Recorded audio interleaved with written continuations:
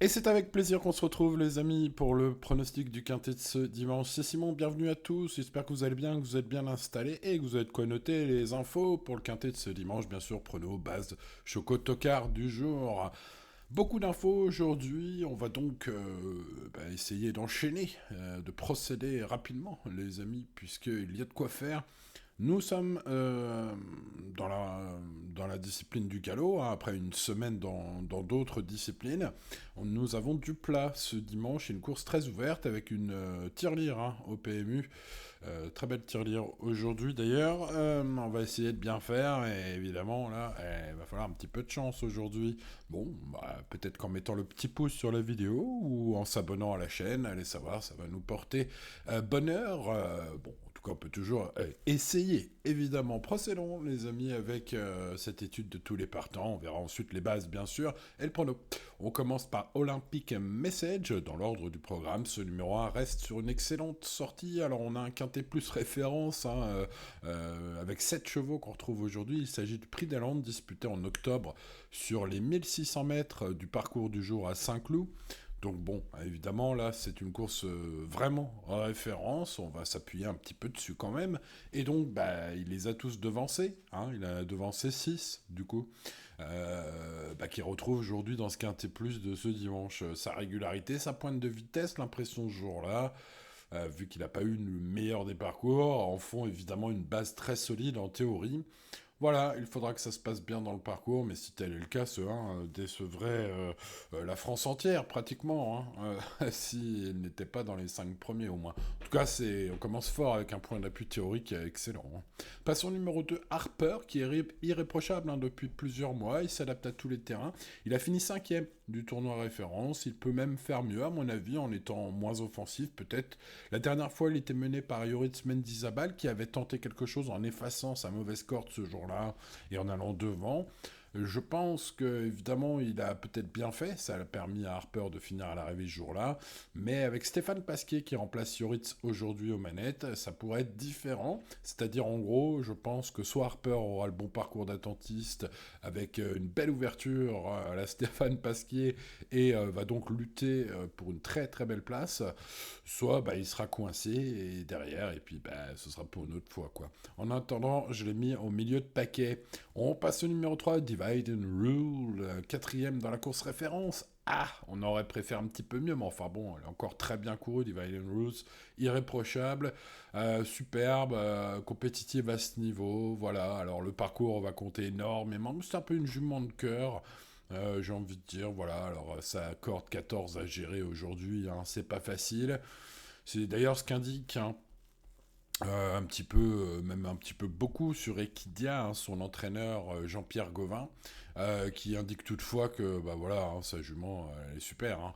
Donc bah écoutez, il est assez confiant. En tout cas, je l'ai trouvé assez précis dans ses explications, comme d'habitude. Hein, le professionnel est toujours, ouais, il n'est pas avare en mots hein, quand il faut définir. Voilà, il explique hein, pour rentrer un peu dans le cœur de son interview sur Equidia que bah, sa jument arrive en fin d'année de 4 ans, elle s'est endurcie, il dit aussi aux journalistes hein, qu'elle est moins nerveuse, voyage mieux, qu'il la sent vraiment très bien actuellement. Bon, maintenant, le professionnel reste lucide, hein, il indique quand même que sa marge n'est pas immense, tout en espérant qu'elle sera encore compétitive, et c'est ce qu'elle devrait faire selon lui. Voilà, bon, fin de citation. Les amis, bon, finalement, tout bien pesé, j'ai envie d'encourager Marie Vélon, hein, tout simplement. Je vais garder très haut, je pense que vous l'avez déjà compris. Je vais garder très très haut ce numéro 3. Allez, passons au numéro 4, Lord Foire, qui avec sa bonne corde 1, son poids revu à la baisse, et Christophe Soumillon manette, méritera une très belle note de méfiance. Au départ, il vient de mieux courir que ne l'indique son classement dernièrement, et je pense qu'il peut viser une place à belle cote, mais il faudra le bon déroulement. Le numéro 5, Max Verst, vient de dynamiter un quintet à Borély, le prix Hôtel Wilhelm Marseille. Bon, bah c'était de toute beauté, c'était un cheval plutôt constant d'ailleurs. Bon, ce jour-là, je trouve quand même qu'il a fait une survaleur et qui, avec la pénalisation aujourd'hui, bah, s'annonce un peu. Ouais, le lot est plus relevé, ça va être plus dur, hein, à mon avis. Bon, maintenant, il est en forme étincelante, mais j'en ai préféré d'autres.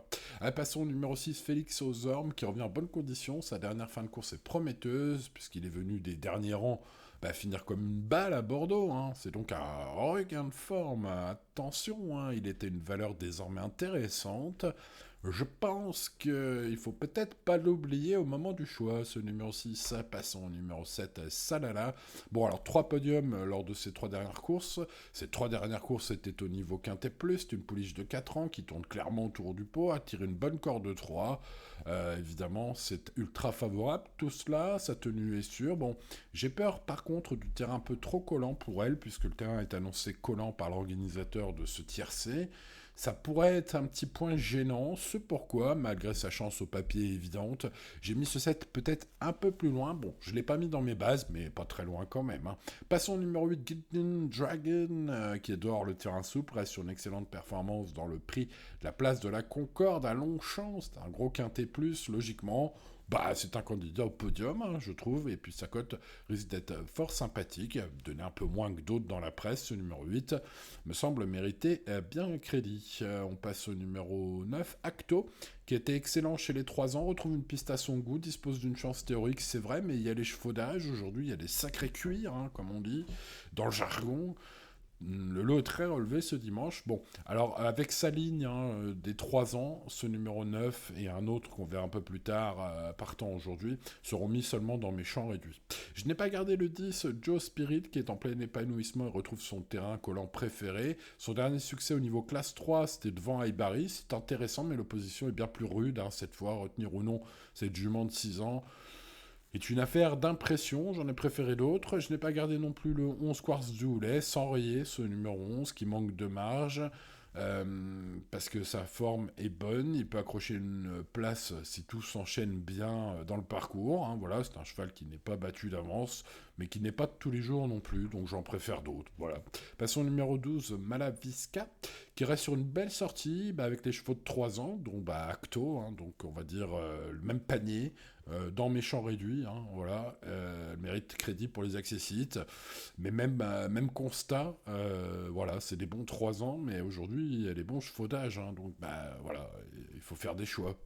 Passons au numéro 13, My Fancy, sur une ancienne valeur à sa chance, hein, My Fancy. Sa forme actuelle m'inquiète un peu, mais c'est une Pia et Joachim Brandt, hein, entraînement, qui, quand on les attend pas, sont parfois là, hein.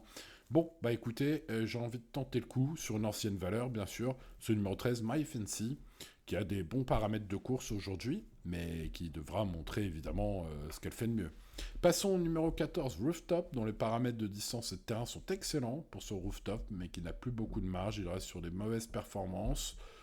Voilà, alors il peut surprendre, je l'ai pas rayé, je lui ai mis 10 sur 20, vous voyez, c'est pareil pour le 15 Leoparduccio, comment rayer un tel cheval, mais comment le garder aujourd'hui, il a en plus tiré une corde de 12 pas trop facile, voilà. Néanmoins, pour ceux qui aiment bien Leoparduccio, ils pourront me dire, hein, d'ailleurs, qu'il a gagné à cette valeur en août, hein, à Deauville, et suite à ses dernières contre-performances nombreuses, et il revient pile à cette valeur, donc ça c'est pour les amateurs de chance théorique, peut-être ce 15. Bon, je n'ai pas gardé non plus.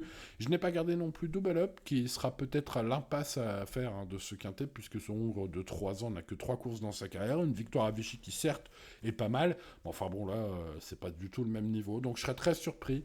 En tout cas, je conseille de faire l'impasse sur ce numéro 16, même si dans les handicaps de plat notamment, c'est toujours compliqué de conseiller l'impasse, voilà, je tente l'impasse, en tout cas moi personnellement, sur ce numéro 16. Mais passons au préféré, je l'ai dit, c'est le choix un peu peut-être plus du cœur que de la raison, pour Marie Vélon aujourd'hui, l'entraînement attachant de Jean-Pierre Gauvin et ses super chevaux qui répètent tout le temps, dont fait partie Divide and Rule, le numéro 3, qui, vous l'avez compris, est ma base. Alors peut-être plus une base quintet plus qu'une base pour des couplets gagnants, vous voyez ce que je veux dire.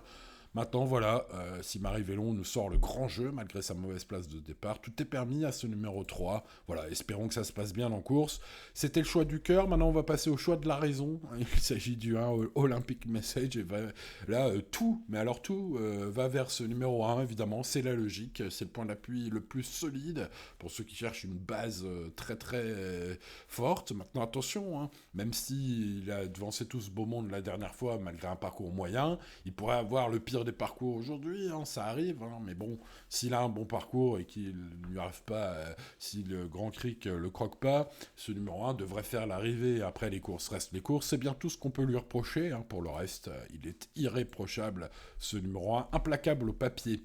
Passons au numéro 8, Gilded Dragon, c'est mon choco du jour. Eh ben, sa perf à Longchamp la dernière fois était de toute beauté, comme on dit, et puis c'est Maxime Guyon en selle, Eric Libaud, et la forme sûre, et le terrain qui va l'aider, et pas mal d'atouts. Voilà, allez, évidemment, ces lignes récentes sont excellentes. Bref, ça peut être une troisième base, pour ceux qui veulent jouer avec 3 bases aujourd'hui. Pour ceux qui veulent jouer avec 4 bases, et ben Félix Ozorn, c'est peut-être la belle trouvaille de mon prono, les amis. En tout cas, c'est mon tocard du jour, vous le voyez. Mon coup de poker de ce prono, il revient en bonne forme, il a fini comme une balle à Bordeaux la dernière fois, voilà, un joli regain de forme pour ce cheval qui me semble être tout à fait intéressant si l'on raye quelques courses précédentes et qu'on retourne un peu plus loin. Méfiance, méfiance avec ce 6. Bon bah voilà, les 3 chevaux de la course, en tout cas mes 3 préférés bien sûr, hein, sont le 3, le 1 et le 8. Le 6, je viens de vous expliquer également pourquoi. Ensuite, le 7 Salala mérite un très large crédit, 3 podiums en 3 quintés plus récents, tourne autour du pot. Voilà, une bonne corde en plus, voilà, le terrain trop collant, peut-être, aujourd'hui m'a fait retenir ce 7 un peu plus loin que peut-être le papier strict ne l'indiquait, sachez-le. Ensuite, le numéro 2, Harper, bah oui, un peu offensif la dernière fois, avec un parcours peut-être plus sage, ce numéro 2, peut pourquoi pas inquiéter tout ce beau monde, à l'instar du numéro 4, hein, Lord of War. Attention, hein, je lui ai accordé une très belle note de méfiance, bonne corde, poids très intéressant, Christophe Soumillon aux manettes, belle cote, attention, peut-être à ce numéro 4 qui nécessite d'avoir un bon parcours par contre. Pour un réveil, je tente ensuite le 13, My Fancy, ce sera une grosse cote, personne ne l'attend, même son entraîneur, mais moi j'aime bien ce genre de petits chevaux que personne n'attend, voilà, sur une ancienne valeur, hein, bien sûr, là on est voilà, sur un coup de poker également avec ce 13. Bon, les regrets, bah, c'est les 3 ans, hein, vous l'avez noté, pour les raisons que je vous ai indiquées dans cette vidéo, Acto et Mala Visca, c'est exactement hein, ce numéro 9 et ce numéro 12, le même panier, hein, des chevaux qui sont bons, qui ont une valeur respectable, qui sont pris à leur poids, qui ont une chance théorique, mais qui affrontent les vieux pour la première fois. Hein. Donc bah, c'est des cuirs hein, qui sont en face de ce 9 et ce 12. Alors est-ce que la jeunesse va défier l'expérience, bah, ça c'est à vous de voir. Si vous jouez la jeunesse, vous jouerez le 9 et le 12.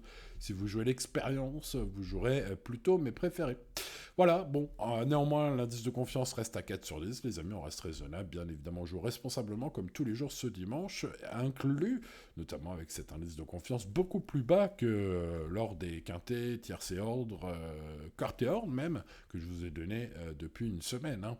Bon, bah voilà, les amis turfistes, je vous souhaite bonne chance. N'hésitez pas à mettre le petit pouce sur la vidéo, ça aide beaucoup, évidemment, pour le référencement. Merci à ceux qui le mettent tous les jours, vous êtes les meilleurs. Vous pouvez même partager cette vidéo sur vos réseaux. Hein. Regardez voir en cliquant sur partager. S'il n'y a pas un petit réseau sur lequel vous pouvez mettre la vidéo, ce serait super sympa. En tout cas, je vous remercie, les amis turfistes. Pensez à vous abonner. Pour le reste, eh bien écoutez, en dernière minute, vous avez mes pronostics VIP sur mon site internet. Je note et je vous rappelle, pour ceux qui ne le savaient pas, que le lundi, tout se passe sur mon service VIP sur le site internet, bien sûr, dont vous voyez le nom ici, sous vos yeux éblouis, là juste en haut. Voilà, donc n'hésitez pas, évidemment, à vous abonner au VIP pour ceux qui le souhaitent, bien évidemment. Pour les autres, bah, on se retrouvera pour le quintet le mardi, tout simplement, sur cette chaîne. Allez, les amis turfistes, bon dimanche à vous. C'était Simon. Ciao, ciao.